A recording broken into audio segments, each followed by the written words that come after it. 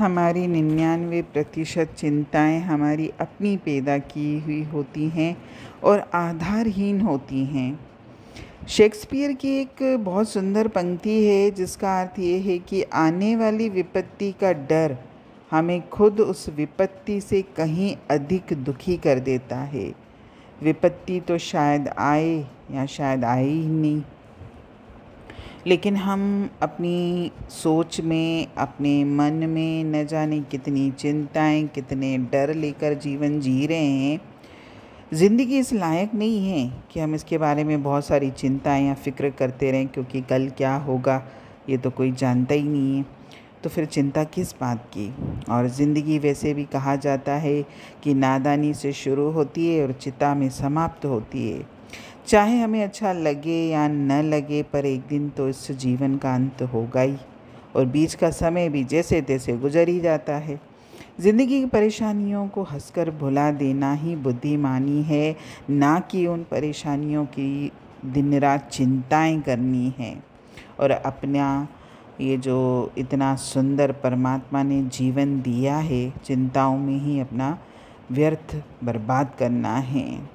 हमें तो चिंता इस बात की करनी है कि इतना अनमोल मनुष्य जन्म परमात्मा ने मुझे दिया है और खुद को प्राप्त करने के लिए मुझे दिया था, ताकि मेरी आत्मा को मुक्ति मिल सके। बजाय ये कार्य करने के हम परमात्मा से प्रेम करें, अपनी मुक्ति का साधन करें, वो तो हम करते नहीं हैं और जीवन की बातों को लेकर, परेशानियों को लेकर या भविष्य को लेकर चिंताएं करते रहते हैं।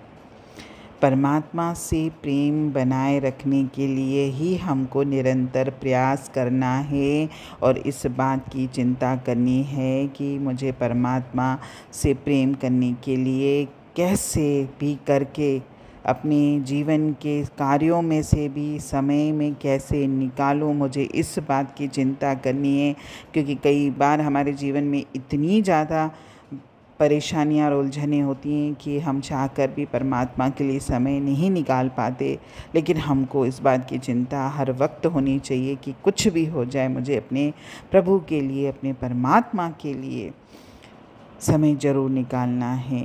इसके लिए आप प्रयास तो करते ही हो, लेकिन एक नियम भी बनाइए कि मैं उसके लिए जो भी समय निकालता हूँ, किसी भी रूप में, वाणी के रूप में, सत्संग के रूप में, सिमरन के रूप में, भजन कीर्तन या जो भी जिसका है, उसमें एक दिन भी नागा नहीं होना चाहिए, एक दिन भी हमारी लापरवाही नहीं होनी चाहिए। क्योंकि हमारा मन इतना चालाक है कि अगर हमने एक दिन भी परमात्मा के साथ हम नहीं बैठे, एक दिन भी हमने अगर लापरवाही करी, तो हमारा मन न जाने हमको कितना पीछे कर देता है।